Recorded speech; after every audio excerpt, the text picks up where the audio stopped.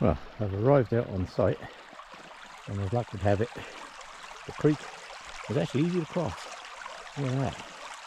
Yeah, in spring runoff, the water can literally be up to where my feet are, and this can be 2 feet deep and running like crazy, like really hard to cross.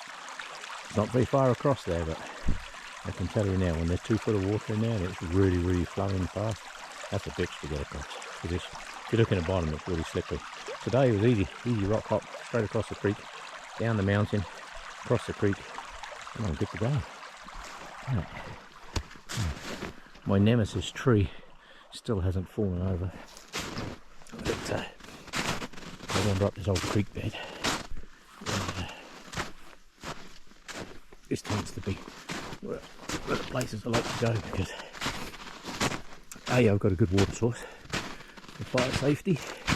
And at the moment, as you can see, I've got a good sun source.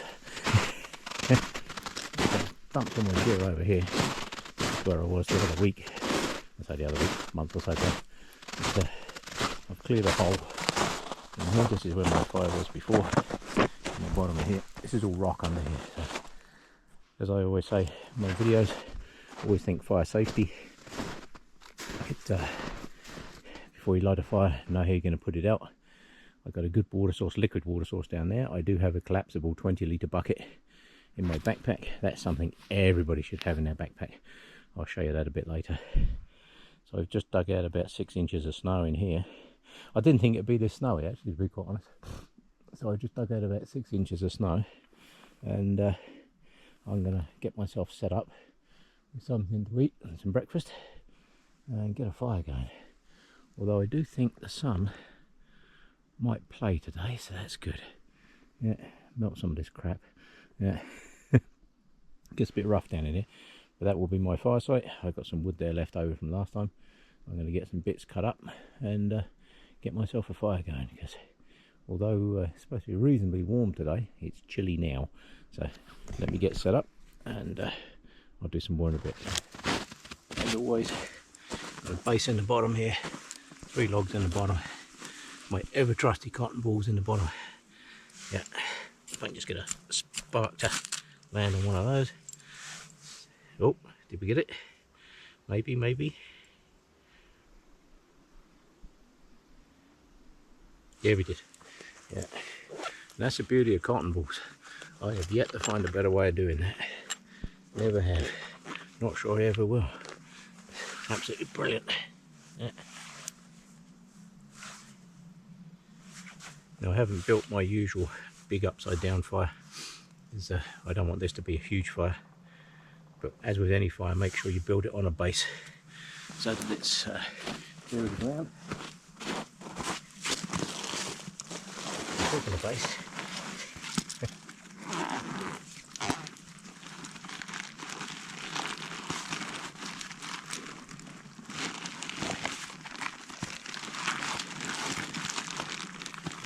That, isn't it?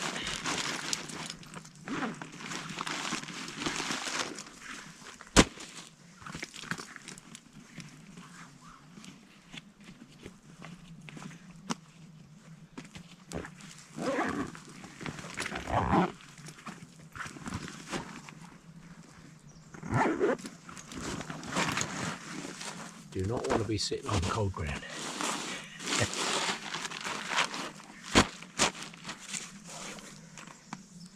I can use this as a shelter or as a chair, doesn't really matter which. Right.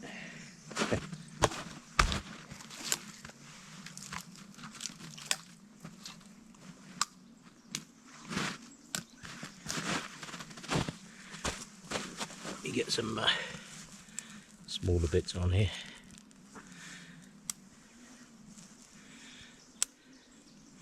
I was going to go to somewhere else today, but in town the snow has melted quite a lot. Out here it hasn't. Actually, looking at the big mountains that I had to drive by to get here, let me tell you. That's the only trouble this time of the year. The south side of everything is pretty much snow free. This is the north side, and as you can see, it's not snow free, not even close.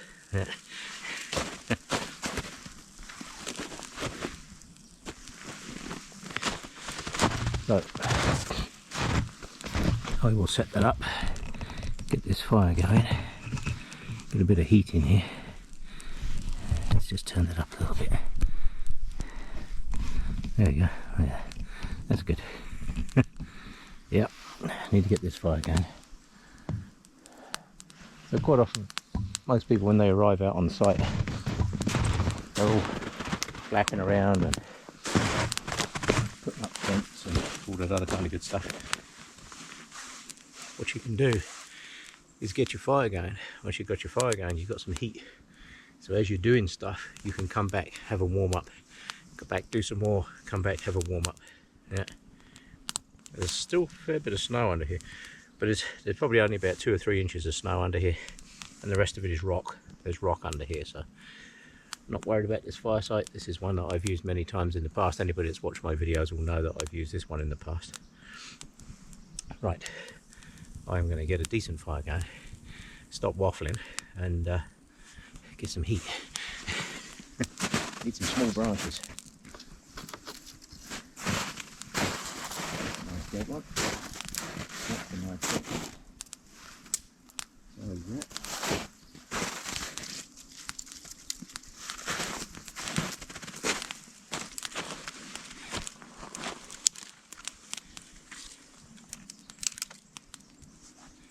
Putting a lot of small stuff on here at the moment, just to build up a few little embers and that in the bottom here. This stuff's really nice and dry. It's super for this kind of thing. And as you can see today, I'm not going to have to worry about how to put the fire out, but I will say it every time: before you light a fire, know how you're going to put it out. And today, that's going to be real easy. I just shovel a whole bunch of this snow on here. Right. What I will do is I will go and find some smaller stuff, yeah, and let that do its thing. There's a whole bunch of smaller stuff here. I'm just going to go and cut some of that. I'll get back to you in a moment. Right, so I just found some small stuff.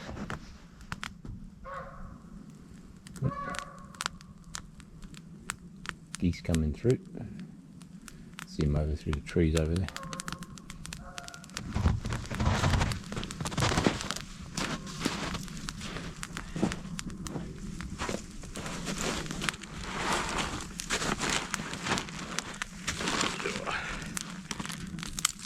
There we go.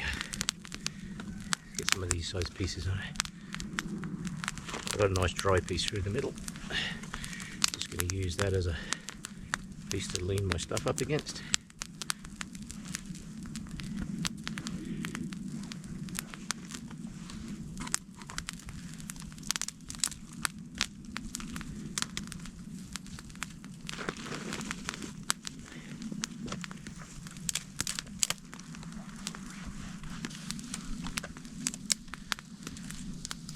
This time of the year it's very dry. Winter season around here, you have to be careful with your campfires and stuff, because the trees and everything are all still really dry. Everything is dry. All this lot's still dry. Yeah. But it's not bad though. I'll take it. It's good. Yeah.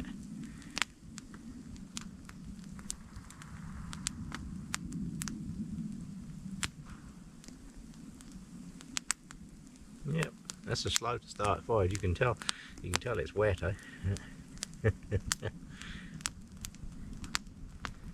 Let's get in there though. Once you get this nice dry piece I got through the middle here, once that gets going, that'll be good. But if you build a fire like this on the snow, all this snow now will just melt and put your fire out. So sometimes if the snow is really deep, you might have to put several layers of logs in the bottom. But trust me, when the fire gets going, it will burn through that snow. It'll just melt it and it'll be gone. Yeah. Sometimes you end up in the middle of winter, you light a fire and it'll end up in a hole this deep, which can be a problem because you need to cut some grooves in it just to let the air in. Otherwise, if you get too deep a hole, the fire doesn't burn that well. You need the air at the bottom of the fire. Yeah. But I don't think that's a problem I'm going to have today.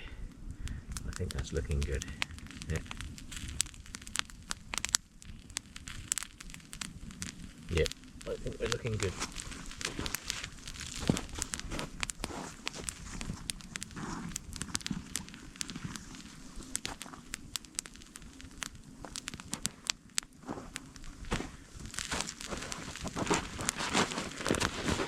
Something I forgot to have this morning before I set off was a cup of tea. And I don't care how good people's bushcraft skills are, camping skills, all that other good stuff. It's no good unless you've got tea. Problem is in the snow is finding somewhere flat to put your cup.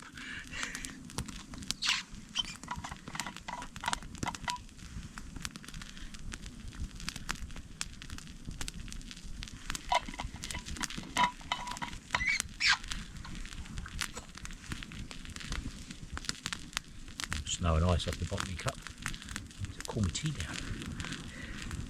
Don't want that.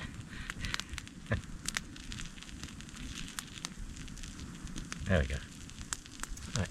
Cheers, people. Yeah. Oh, bucket, that's hot. Yep. It'll be a nice day. Where I was going to go was up on one of the ridges. There's a ridge that faces south, and it tends to de-snow pretty quick this time of the year. And that was my plan. I was going to go and sit up on the top of that ridge. There's a nice rock shelter up there, and that was my plan. However, when I got to the bottom of the road, there was probably, I'm going to say, somewhere between 6 inches and a foot of snow up a very steep hill, and it is really steep. So getting up in there for that first bit, that would have been dangerous, and even more so coming down. So since I'm always out in the mountains on my own, you have to manage your risk. And although that is a great spot, and I tell you, in about an hour's time, when that sun is right round, I wish I was up there. However, it's a little dangerous to get up there, and also at the top you have to walk along a piece of a cliff, and there's a lot of snow up on the top of there, so it's very difficult to judge what is snow and what is cliff. And if you judge it wrong, it's a very quick trip to the bottom of the hill. So, yep. Always know your risk. Yeah. It's called exposure. Know what your exposure is. It's out here, like I always say, I have enough stuff to spend the night here if I have to. Not that I would want to. Not in this piece of forest. I've mentioned that before. But, yeah, little bird. Hey, little bird. Yep. Yeah, not that I would want to in this piece of forest. However, there's better forest that way for overnights. Yes, it's been a while since I've done this. I certainly do need a little bit of forest and campfire time. People have asked me why I do it. I do it because I can, basically. Yeah. So let's get that snow out of there. Oh, there we go. Yes, I do these things because I can. As you get older, your ability to do them decreases. Yeah. In here, you can still do it. Not so much in your legs and your arms and your back. That pack today, I've light packed today, and I have about 20-25 pounds worth of gear, I guess, that I've got with me. And by the time I go home, because I've got food, and obviously that weighs a pound or two. That's by the time I go home, it will be less. So that's good. Yeah. Oh. I don't know why I do that. That's a British thing. Somebody asked me about that the other day. That's a British thing. The last bit of tea, you always, you know. I've done that my entire life, and people have asked me why. I suspect, and this is what I think it is, I suspect, see, back in the day, everything was made out of loose tea leaves, and quite often in the bottom of the cup, you'd end up with some loose tea leaves, and they're horrible to drink. So people would throw them out, and I think that's where that came from. I'm not certain. Don't quote me on that. But I think, rather than sitting here drinking tea, I should be doing a little bit more with my fire. Yeah. So let me do that.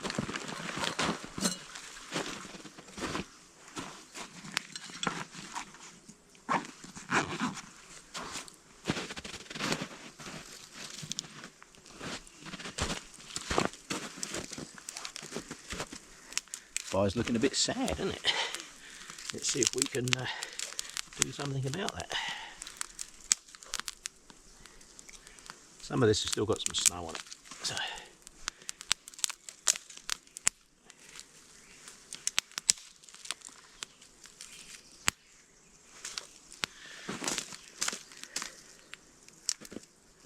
snowy bits off.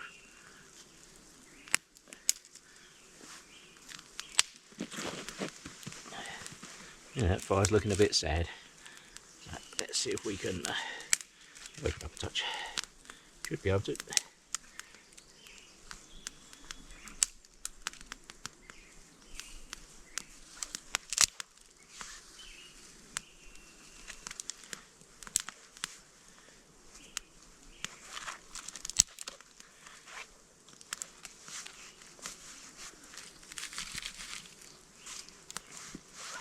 Right.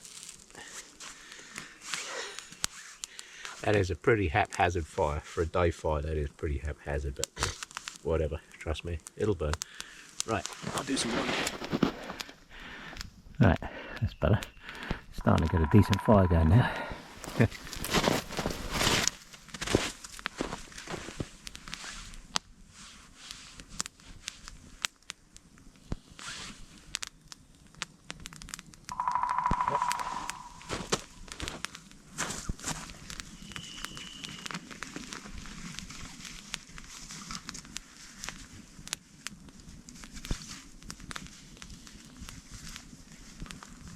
My bag of goodies.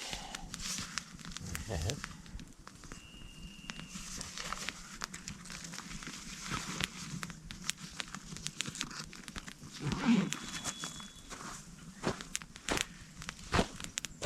there we go.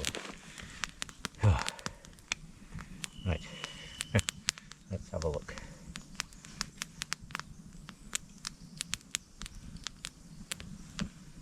Make sure we're away from anything metal. Okay, so yeah,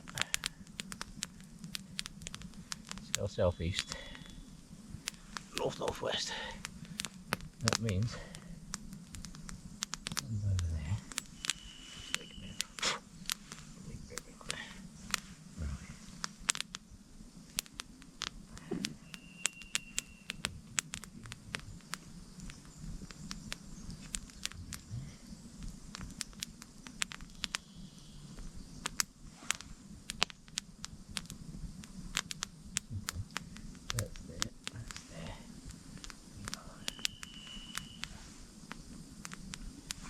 So it's about 9 o'clock.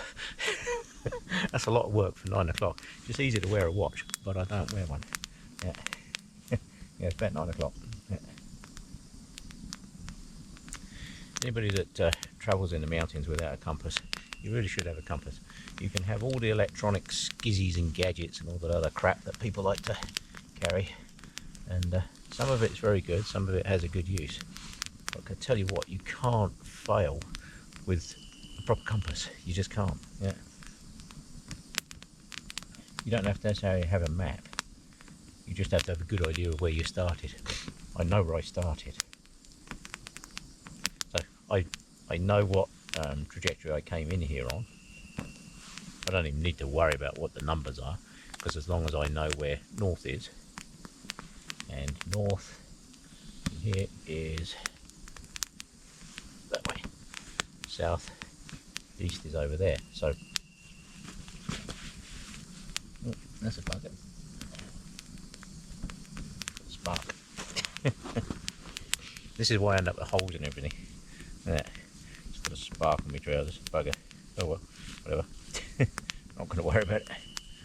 These things don't tend to last that long anyway. So yes, so that is east. Yeah. So I estimate it's 9 o'clock. Yeah. Because when the sun is there, it'll be midday.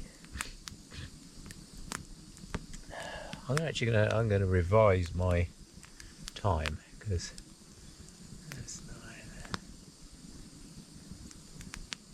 10, about 8 to 10 hours of decent sunshine. So I'm going to revise my time to 8:30. Yeah, yeah. I don't think it's quite 9 o'clock yet. I think it's gone past 8, but I don't think it's quite 9. So we'll go with halfway between. Yeah. That's what they call precision right there. Yeah. Yes, these are good compasses. This is the Sunto. It does everything that I need it to. It's got an inclinometer on it as well, which is very good. I can just take a top of that tree over there. Let's have a look. Right. What I'm doing for those people that have never used an inclinometer, right? Turn that so it's facing east. So east is down the center of the camera, down the center of the thing. Line up on the top of the tree. I'm using the mirror to read the little needle. There's a little needle in the bottom there. I don't know if you can see it. Little black needle moves backwards and forwards. So what I'm doing is I'm using the needle to measure that gap, to measure that. So I'm looking through the little hole. I'm looking at the mirror to see where I am. That's actually about 45 degrees.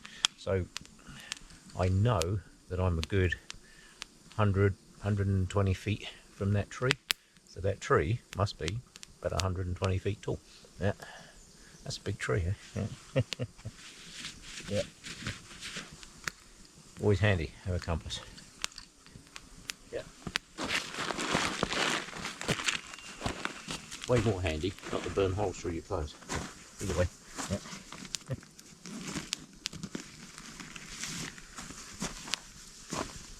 Always make sure you put your stuff away in this is my goodies bag, as I call it. My goodies bag, I have paper, I have a headlamp and all that other good stuff. All the stuff that you think you don't need, but you might. Yeah.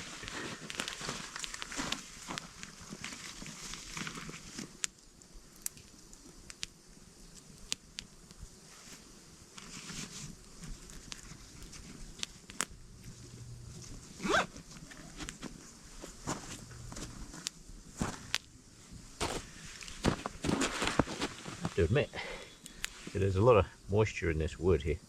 I can see it all oozing out the bottom. For a day fire, this is actually pretty lame so far. Yeah. Once I get some of this size wood going, it's only yay round. Once you get some of that going up on the logs on here, because these are drying out now. These are all drying out. It's melting the snow that's underneath it.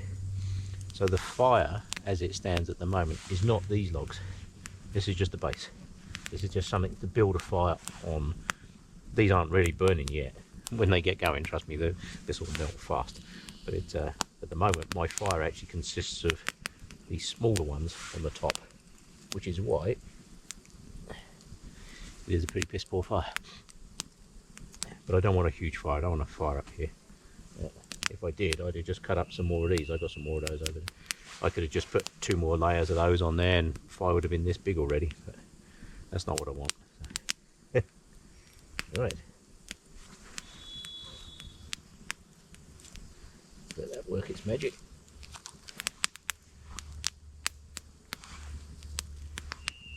Keep it topped up with bits, and that should do the trick. Yeah. That's not good enough to cook on yet, so I can keep my hand there. That's not a good cooking fire yet, not even close. Right, I'll do some more in a little bit. Right. This is something that a friend of mine bought me this. I've shown you this in the videos before. A friend of mine bought me this. It's one of these little blow tubes. It does come with a little fire steel in the end, but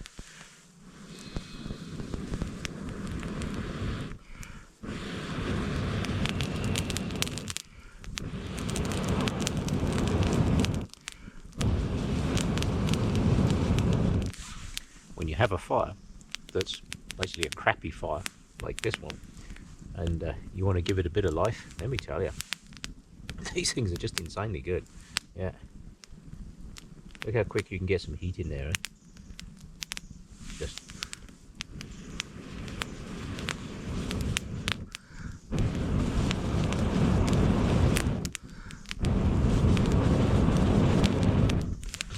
so you can turn a garbage fire into a pretty good fire fairly easily. Yeah, this was actually really good. Yeah, she bought me that, and I thought, Yeah, that'll come in handy, because I had an old antenna mast years and years ago that I used to use. But, that worked. But this one comes with a little fire steel, and it does actually throw reasonable sparks. It's got a little flint thing there. It will actually, see, it does throw nice sparks. So yet again, it's a double purpose tool. I like to have redundancy in tools. So it's, if I've got what have I got on me now? 1, 2, 3, 4, 5, 6. I have 6 with today.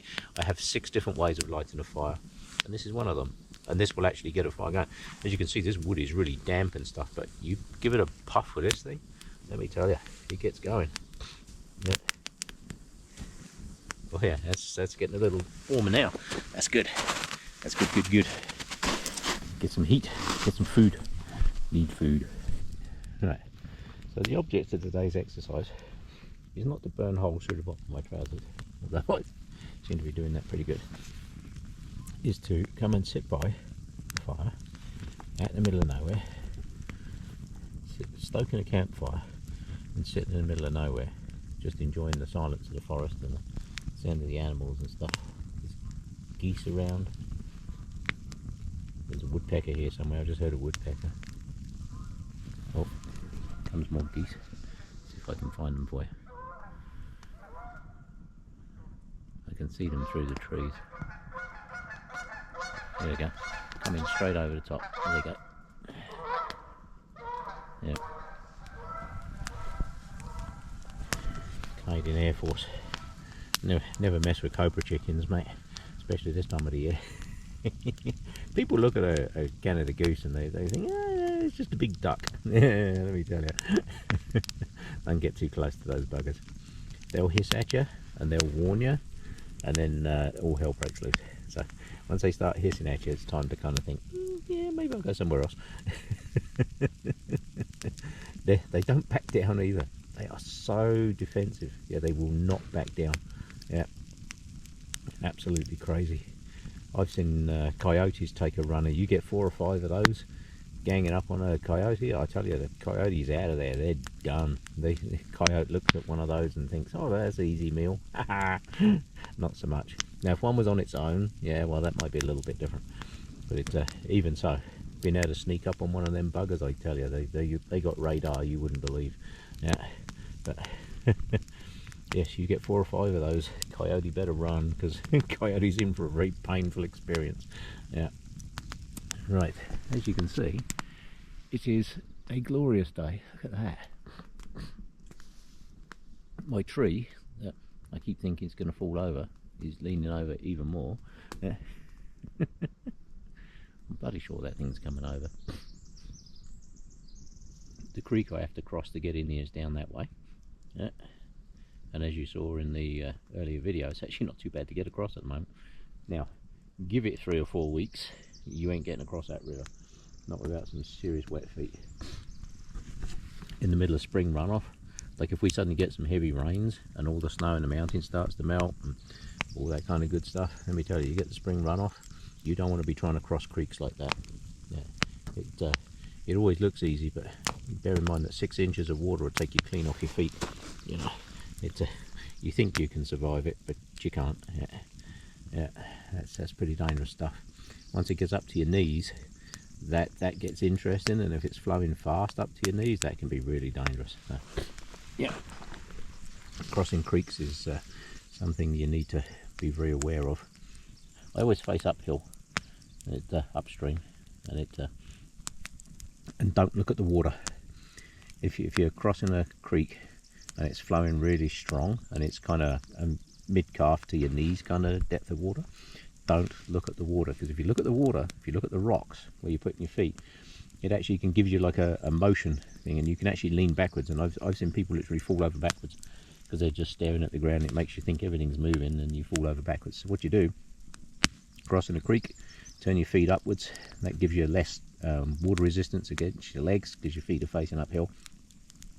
Use your poles, step across, little steps sideways, but keep facing uphill and look way upstream.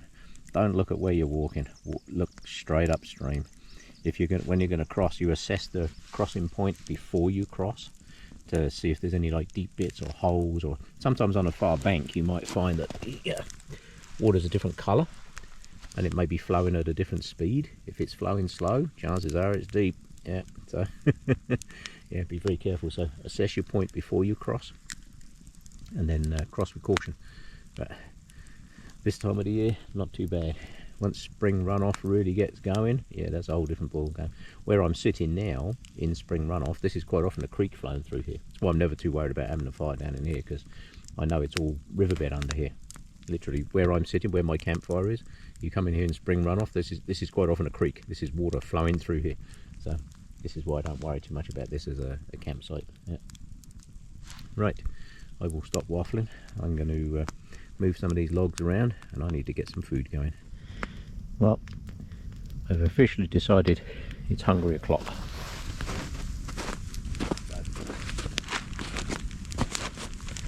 Since it's hungry o'clock, I need some food. On today's menu, we have sausage rolls. Yeah.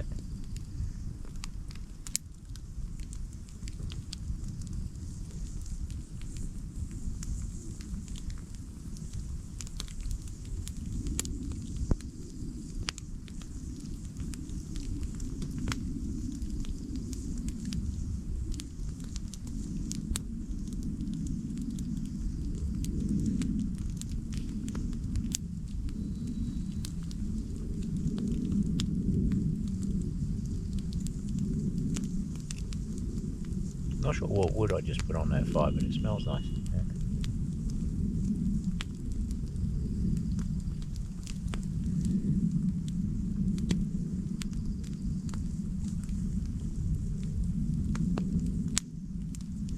So starting to get some heat in this fire now. This is a very cold fire to start with.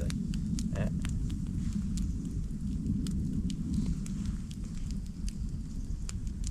Took a little while to get that one going. So there was a lot of snow under here. I didn't want to build a big fire just to start with. The 3 base logs, now I've separated apart a little bit so that stuff can fall down in it, because all the snow under there is melted. So now I can start to burn those logs. So originally the fire was burning on top of those logs, now it's burning into those logs. It makes a big difference.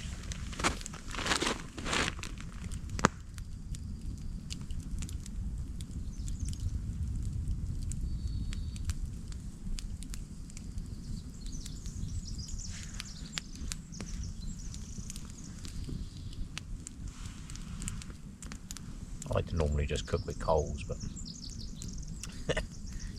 this fire is just not playing the game at the moment.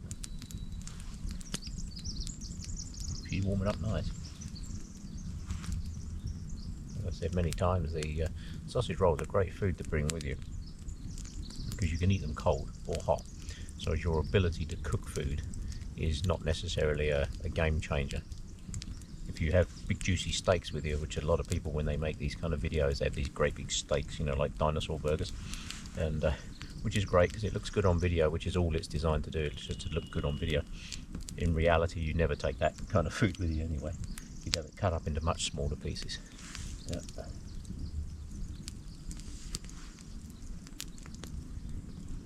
But it looks good on video. However, if you can't light a fire, you can't cook it, you can't eat it. Yeah. But this doesn't matter, hot or cold, I can eat them. But I can tell you now, they taste a lot better when they're hot.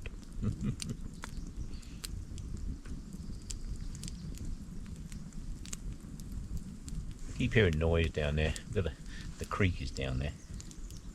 Yeah, she's hot. Let's let that heat soak through there a bit. Push those pieces in.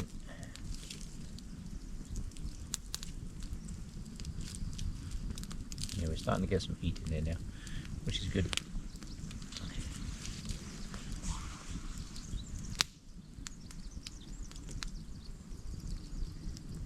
My base logs, my platform, if you like, is starting to burn now. You can see that starting to burn down here.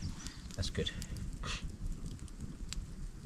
That's when you really get some heat in there. Yeah, it took a little while to get that fire going to a what I call a sustainable, good heat fire. I just found a downed tree over there with a whole bunch of split wood in the bottom of it. That's what all those small bits are on the top. Ooh, that is hot. And that cool bit.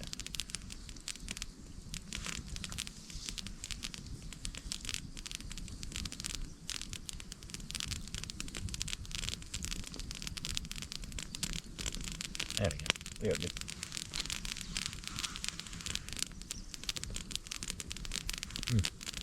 Oh, those taste so good when they're hot.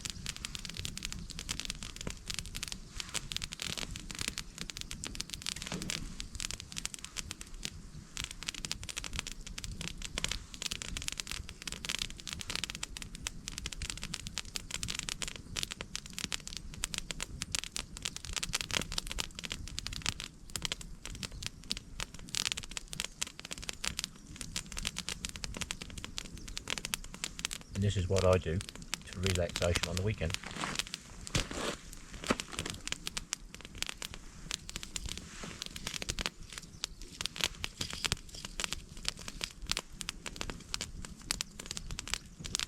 Move some of them bits in there.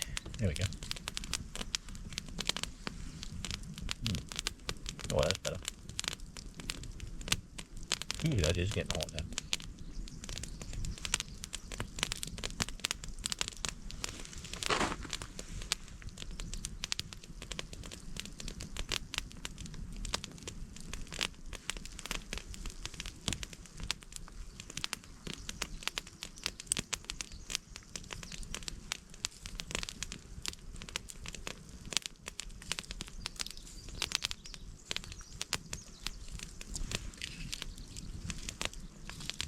I'll move that bit round in a minute. There's a branch sticking out the back.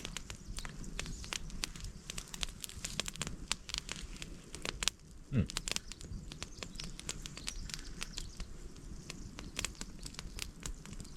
this is how you unwind. Come out of something like this. The rest of the world can just disappear. Have a nice day. Let all the money warriors worry about what the stock market's doing and Trump's crashing this and crashing that and all the rest of it. You can bet your life he's making a profit out of it if he's doing it. So I think that's all in later version. Yeah, they've increased the tariffs in America. But what it basically does is increases taxation. So they've increased the tax load on the average working American by about 20%. Which if a politician turned around and said, I'm putting your taxes up 20%, all hell would break loose. But they introduce these tariffs and you end up paying 20% more anyway. So they've achieved the same thing without making it look as bad. And I think that's what the whole process was about. But I think it backfired on it because the rest of the world has said, we don't care what America thinks. Have a nice day. We're going to move on without you. And that's exactly what's happening. Yeah, I think that was a serious miscalculation. But when you think that the guy has never yet run a successful business in his entire life, he's just one of life's complete losers, start to finish, never run anything successful ever, and never will. However, he will go down in history as the president that sunk America. Brilliant. What an achievement. Take one of the best economies in the world, one of the best democracies in the world, and turn it into crap in like a couple of months. Amazing, isn't it? Either way, not going to worry too much about that because I'm going to sit here and enjoy my campfire. Yeah.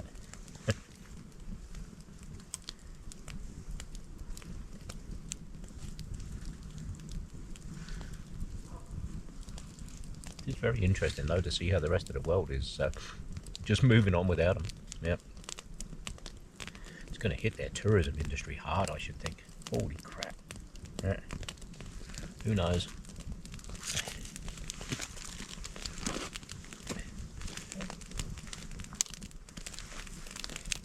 But to me, coming out here and doing this is way more relaxing than all that other crap. Every now and again, God, there's another bit of that wood, whatever that is. Cool. That smells really good. Yeah. It's very crackly, hence the burning holes in my clothes.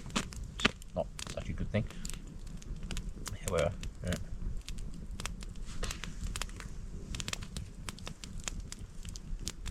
That really is quite amazing. That smells absolutely. It's a shame you can't smell that because that actually smells amazing. Yeah. Right. I'm going to swap out that battery. Ooh, don't start that. Did you hear that?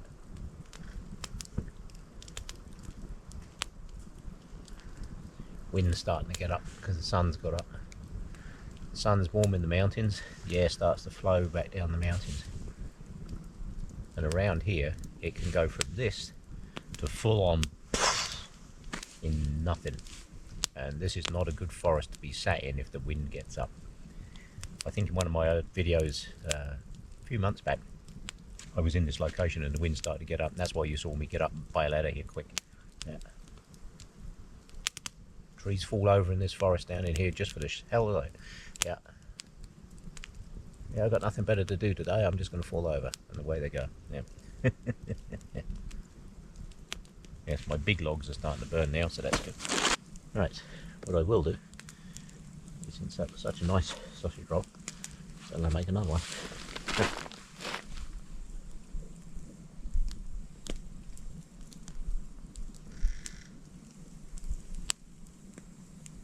My base logs are starting to get going now, that's good.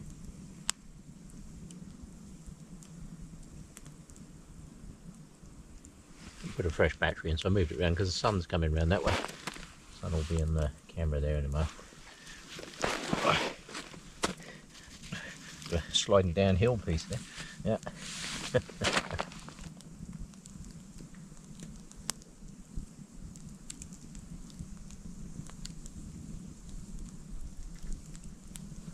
Yes, I'm not sure what that firewood is, but I can tell you it smells really, really nice.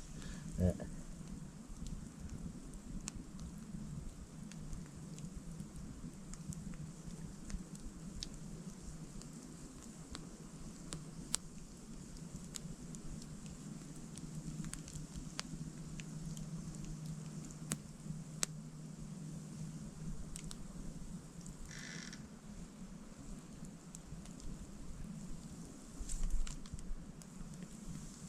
Doesn't take long to warm them through.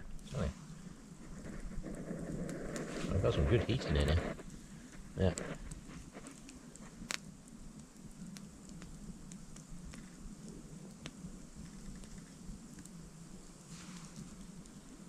That's how my big logs in the bottom here are starting to do their magic now. Ooh. Oh, bugger, that's hot.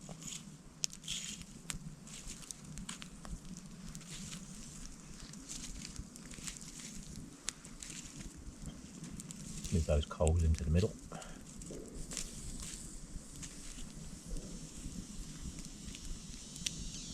There we go.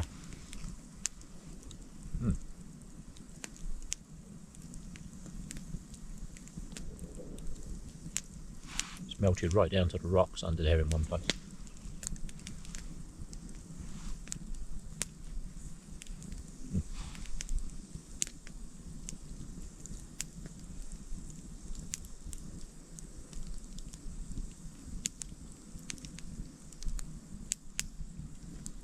Certainly great food to bring with you. Yeah, it's good.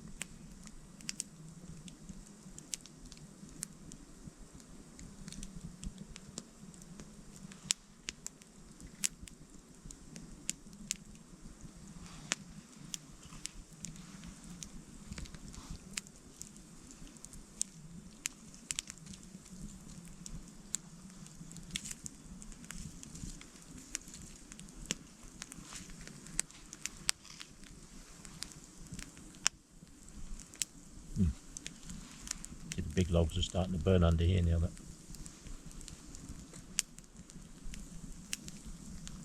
That's when you really get some heat. But that's why you've got to be very careful, because some people will just burn through the logs.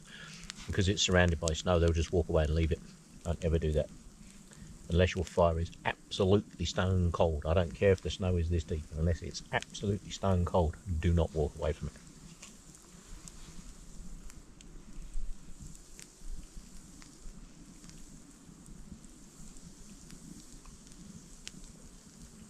unless you have a way of putting the fire out, don't light one.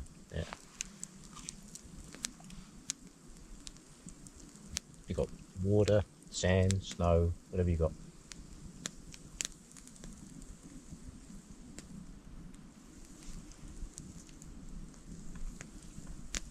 Fire is an amazing tool, but it's also very destructive. So make sure you pay attention to your fire.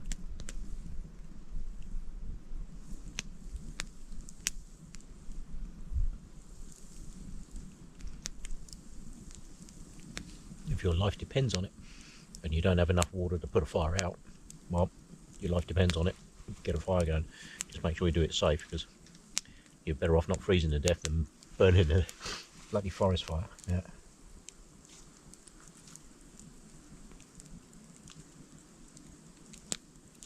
Keep the fire small.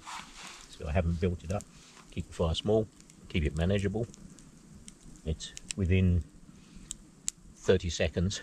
I can put enough snow on this fire to seriously kill it, and within 15 minutes I can make sure 100% it is out. I do have a nice flowing creek down there, so, and my collapsible water bucket, I do have that with me. That's something that everybody should have.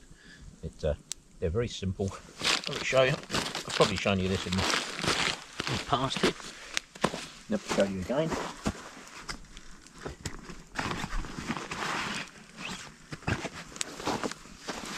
These things, they're a little cold at the moment, so they're a little bit inflexible. Fill it up with water. It says 20 litres, I think this says 20 litres, but realistically you can actually to be able to carry it sensibly, you put about 15 litres in there. As you can see, it folds up there. These are really strong too. I've had this thing filled right to the brim, and these handles are still really, really, really strong. But as you can see, it folds up to nothing. And that is the difference between being able to put a campfire out and not. And the other thing is, it's a water source. You can fill it up in a creek, bring it up to your campsite. You haven't got to keep going backwards and forwards to the creek. You can run the water through a filter, and don't drink it straight out the creek. That's not a good idea, unless you're way up in the mountains and literally got a nice freshwater spring or something. Don't drink the water. I wouldn't drink the water out of that river. But yeah, you're going to boil that first, or you're going to put it through a filter. But then you have a water source, and it folds up to nothing. Everybody should carry one of these. Yeah.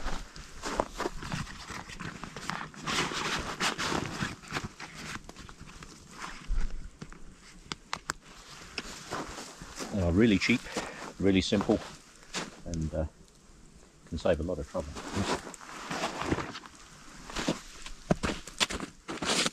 As you can see, I'm not letting my fire grow huge. I don't want it huge.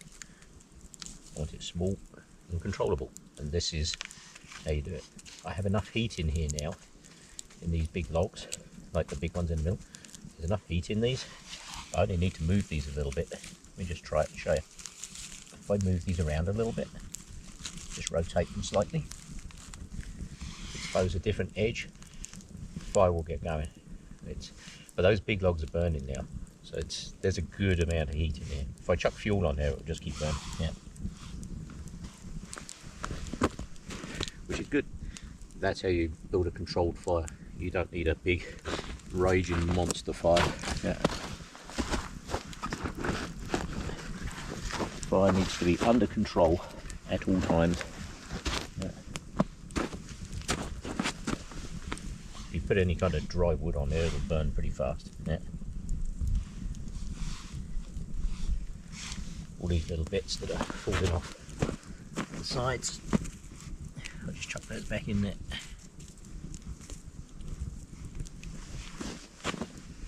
They're hot, but like I've said in the past, if you just pick them up quick like that, just if you squeeze them tight like that, you're going to burn yourself. But if you just pick them up, the other thing you can do if you're picking up a piece that's an ember, just put your fingers in the snow,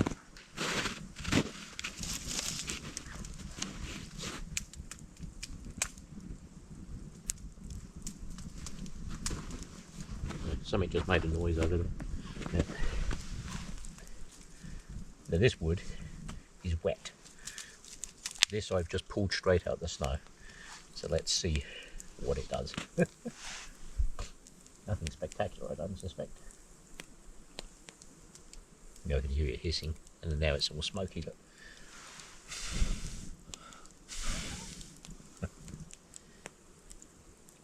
I don't particularly like smoky fires. Let's get rid of that smoke.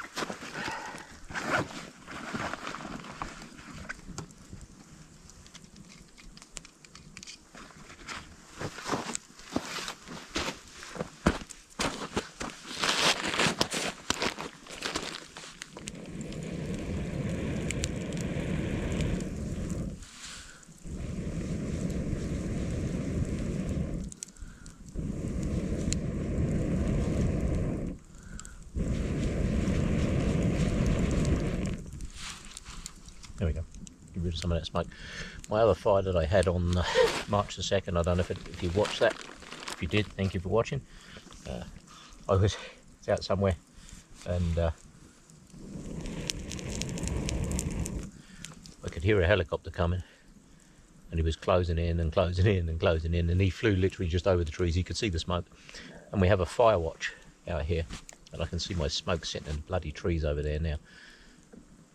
We do have a good fire watch system, and he obviously spotted my smoke and flew right over, come round twice, 2 or 3 times actually, until he was literally just above the trees, 200 feet.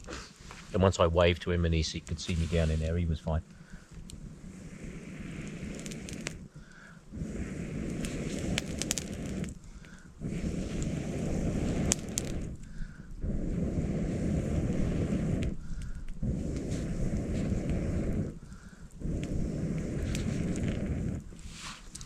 Yeah, that wet wood I put on there is a little smoky.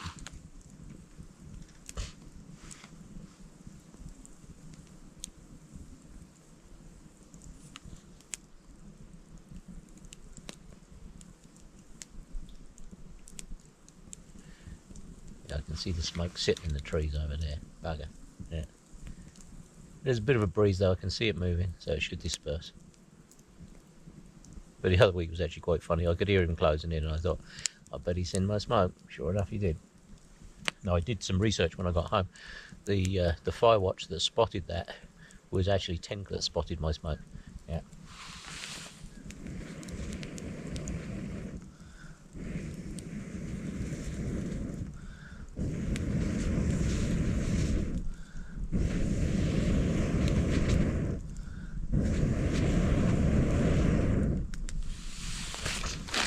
Burn off that wet wood.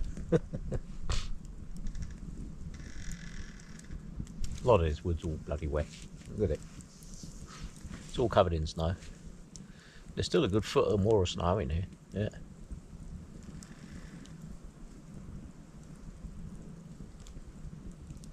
I can hear the wind starting to get up. The trees are starting to move.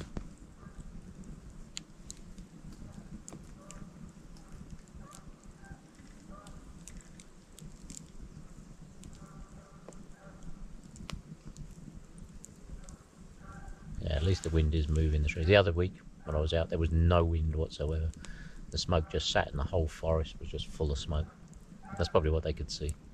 That would have stood out pretty good.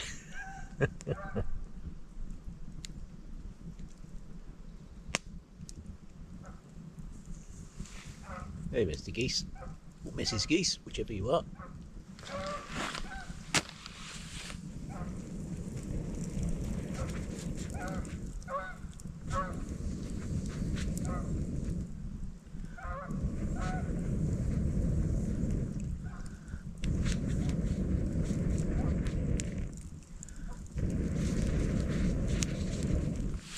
Yeah, I'm just playing now. You're right, I am playing. It's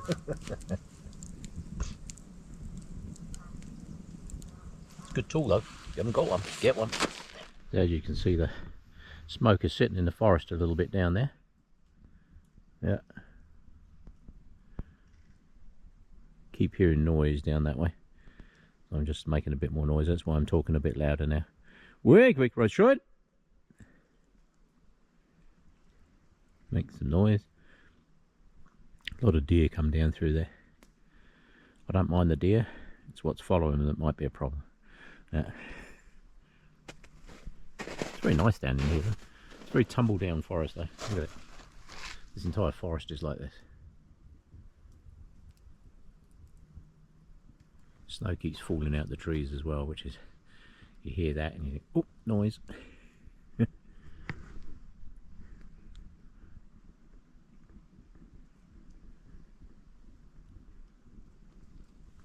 The entire forest is like this.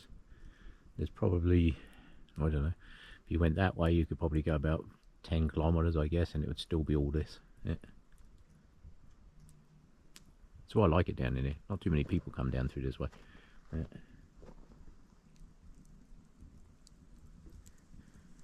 I'm letting my fire die down a little touch.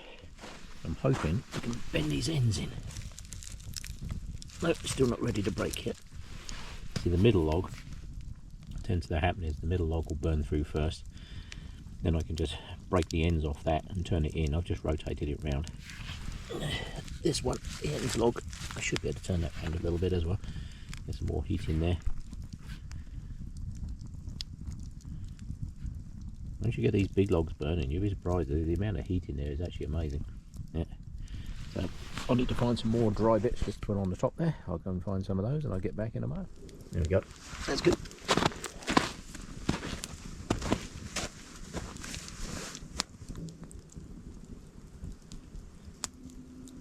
So this is a great way to end the day. I'll put my tarp away because the the fire was getting pretty sparky. But I don't mind burning holes in my trousers, but I don't really want to be burning holes in tarps. They're not expensive, those ones aren't. They're like 15 bucks, I think, something like that. They're not expensive at all. I'm not one of these people that will spend 500 bucks on a silicone tarp. No point. Not where I'm dragging them through bushes and Christ knows where. Just end up with holes in them. I'd rather put a hole in a $15 tarp than a $300 tarp.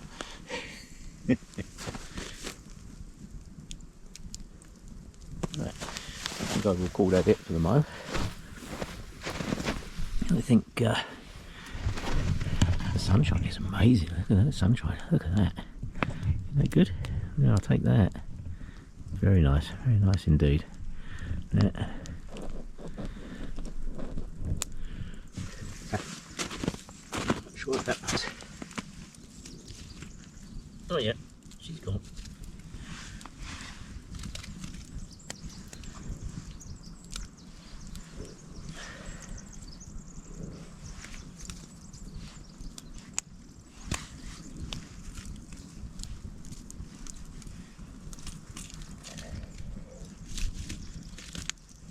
Just turn those ends around.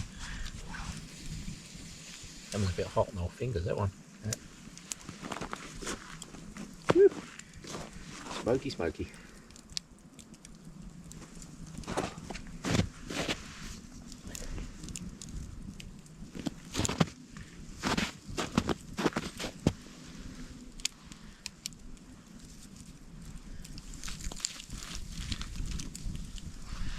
That's bugger.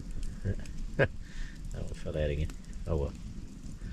I'll turn it around in a minute. I'll grab some sticks and pick that up. But most importantly, I need to drink my tea first.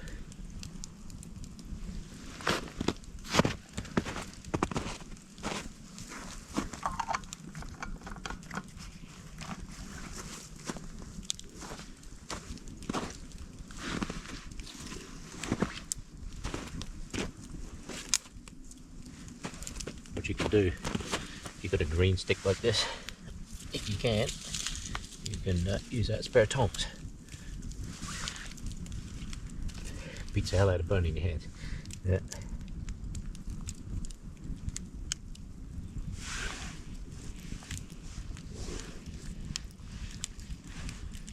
All these little bits.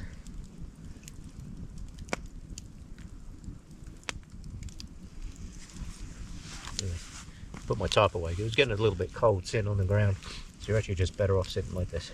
When I was younger, I used to be able to sit on my heels more, but as you get older, not quite so flexible.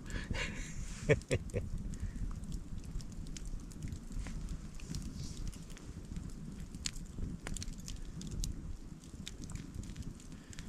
chucking off some good heat now though. Yeah.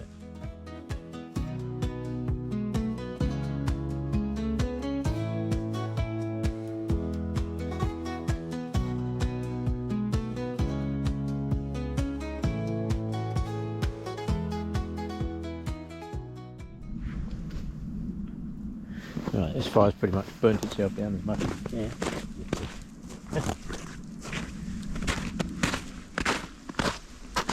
These pieces here is all that's left of the big logs.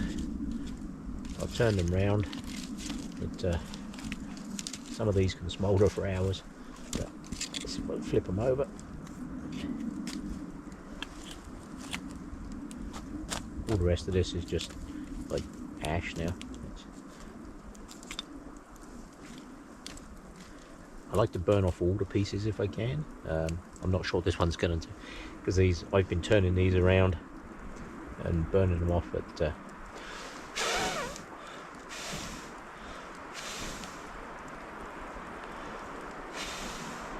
wind is starting to get up. I don't know if you can hear that, but the wind's starting to get up. It's blowing all the snow out the trees. See this? The people walk away from a fire like this. But see this? This is not me blowing. This is just the wind. Look, watch. Yeah. People have a fire like that and they think it's just gonna burn itself out. But if that wind got really strong, it can blow these embers. And although we're surrounded by snow, you'd be surprised. There's a lot of dry stuff all over here and what have you. So, as I've said many times in my videos, never ever ever walk away from a fire. Never. No. I don't care if there's a deluge of rain coming. Yeah, make sure it's out before you go. Because this could smoulder for literally hours. It's not going to get the chance to smoulder for hours because I'm about to chuck a bunch of snow on it. Yeah.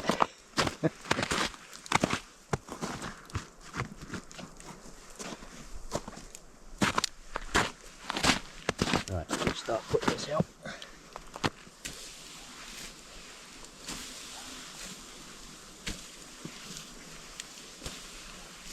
I've seen people do this before. They'll chuck a bit of snow on it like that. I'm just doing this for demonstration.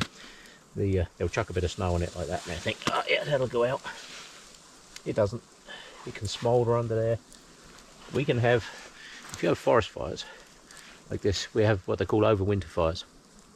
So you get a big forest fire like this, it'll burn, then it'll snow, and you could end up with 2 or 3 feet of snow on top of the logs. But they're still burning in the ground, they're still smouldering. Look at that, people will chuck a bit of snow on there like that and they think, oh, that's good, it'll go out. It won't. You'd be surprised how long that can stay hot. But we get overwinter fires. I think we had several this year that had overwintered. And what happens is when the snow melts and the air hits the fire again, whoop, last year's forest fire turns into this year's forest fire. They can start back up again. They literally overwinter. You would not think they would under all that snow and the cold, but they do. They smoulder in the ground. This is why under here I know that this is rock, so I'm not worried about this. But if you was to light a fire over there in the forest, there's probably this much duff in there. You know, that can smoulder in there for weeks and weeks and weeks. Yeah, never do that. So what you do is you soak it all down first, so that those last 2 pieces of log I can actually pick up, because they're going to burn my hands otherwise. See these pieces? And then what I'm going to do is I'm going to put those in the snow, literally straight in the snow. Let them cool down whilst I bet this lot in snow. And the important thing to do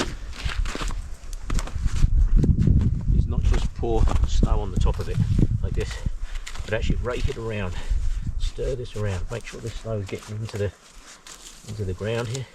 That one's a bit hot too. That can go straight over there.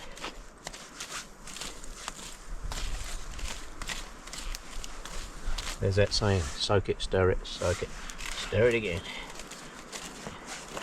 And what I like to do is make sure I've got nothing. See, there's a piece of wood there, look, see that? That piece of wood has been in the bottom of that fire for the entire time that fire's been going. And look, it's still got burnable wood in there. So that can go in the snow as well. And that piece. Yeah, there's another piece there. Look at that. That's still burnable wood. That's sitting in the bottom of a fire where you can't see it. So it's in the snow now. It's all going to get.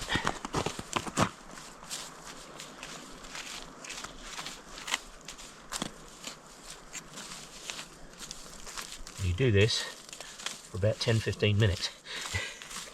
If you have water with you, which I do,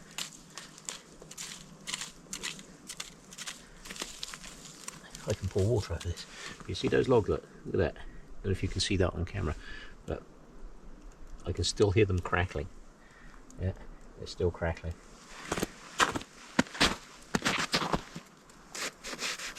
So these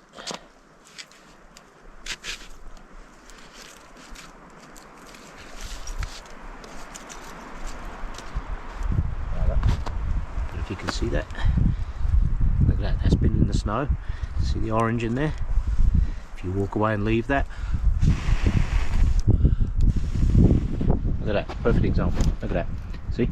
I've just blown that back. That's been in the snow pile. It's now burning my hands. Let's blow it out. Look at that. You think it's out, but it's not. Look at that. I can actually set fire to that one. Look at that.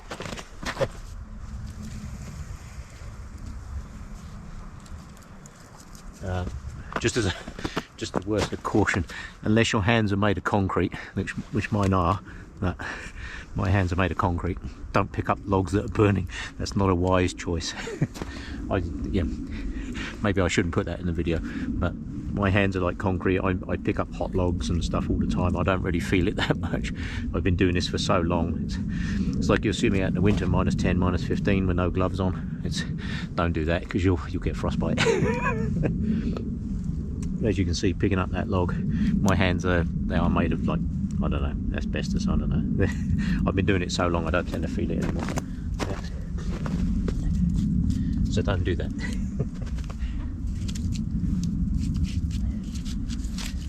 This log's probably the same.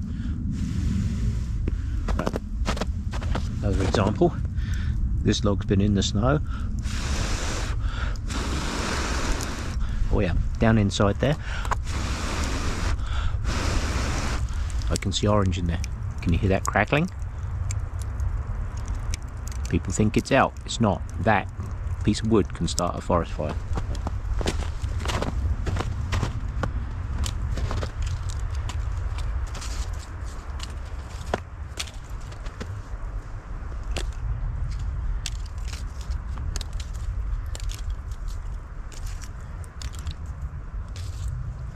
All these hot coals I'm going to put back in there.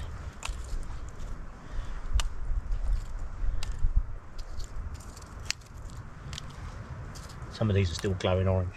Like I say, don't pick these up unless you've got good hands. Don't pick them up.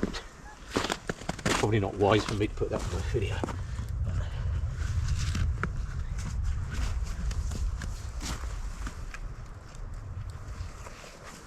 But like I said earlier, when I set off, I had about probably good 20-25 pounds of gear on me.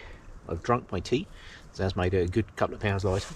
I have a water flask, so I am going to make sure I have some water, because even in the winter it's very important to make sure you hydrate. See that? That was in the snow. Look at that. The only thing that will put that out is water. Water and snow.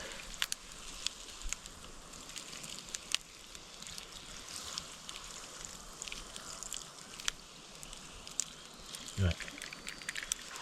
That's the best part of a litre of water gone on there. And it's still, hear it? Still hot, still crackling.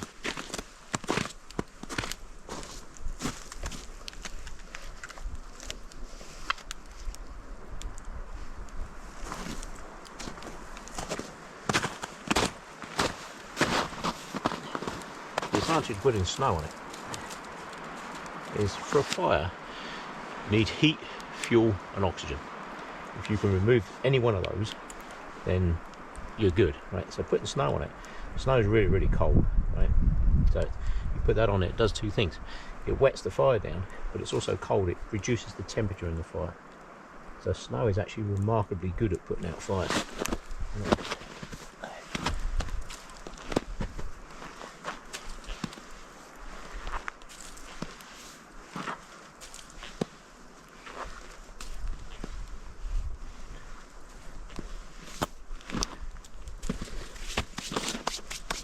Now some people might be tempted to walk away at this point.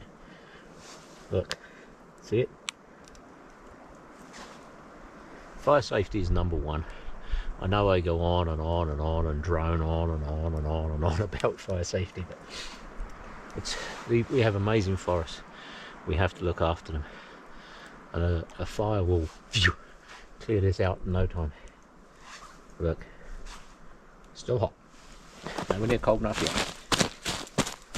So this is something I like to do.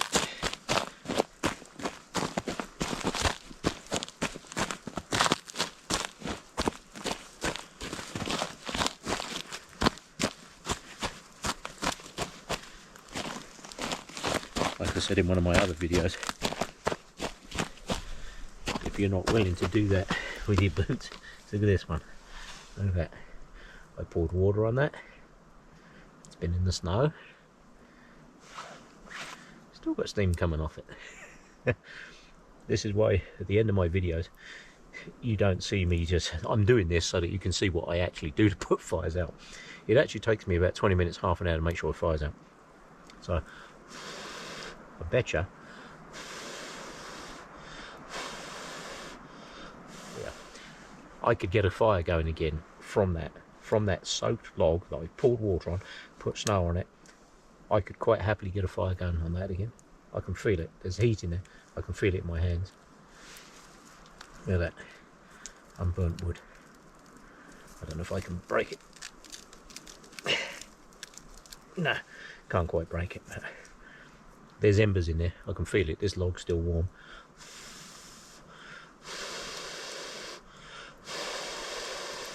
Oh yeah, she's crackling. I could actually light a fire again from that. That's not a problem.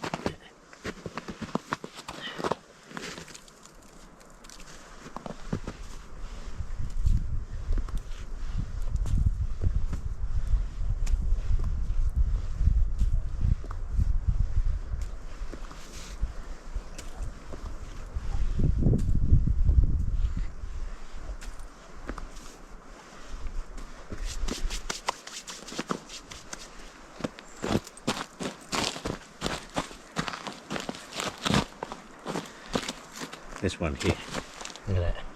You think how long that log was burning? Look at that, still clean burnable wood inside there. This one's still not out.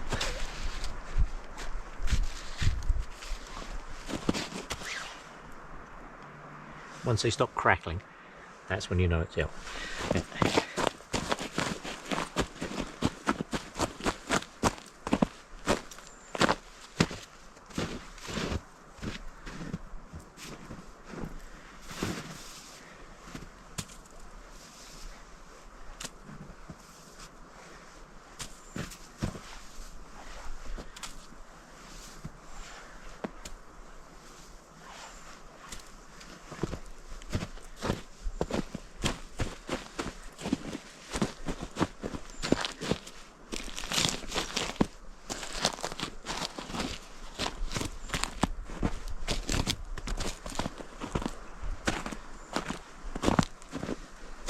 Like I say, this is my bit of the fire video you don't normally see.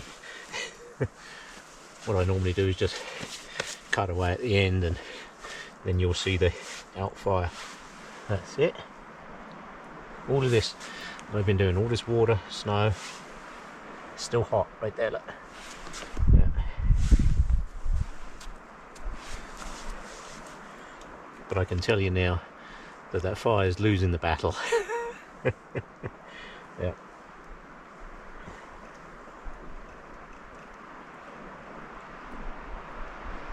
what I'm going to do in a minute is stir it right up with a stick, and then I'm going to bury it in the snow.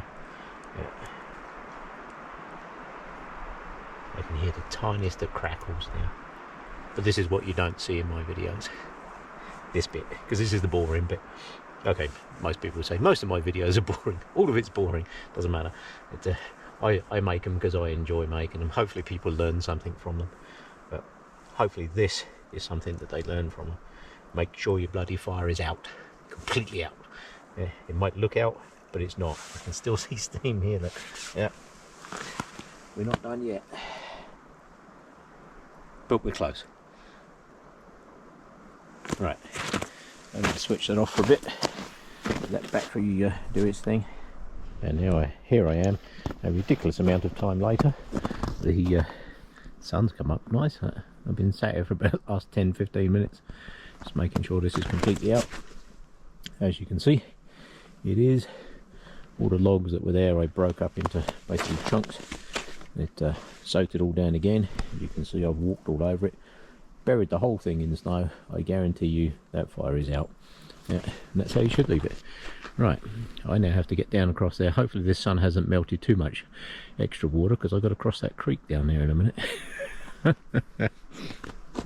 Yeah, this time of year you've got to be careful, because it does melt, and it melts fast, and the water level can go up 6 inches to a foot without even realising it. So that's why I'm bailing out of here midday rather than mid-afternoon, because that water level could easily go up 6 inches.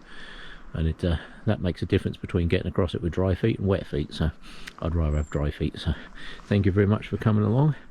It's been a nice day out in the forest. Time for me to head home. Thanks for coming along.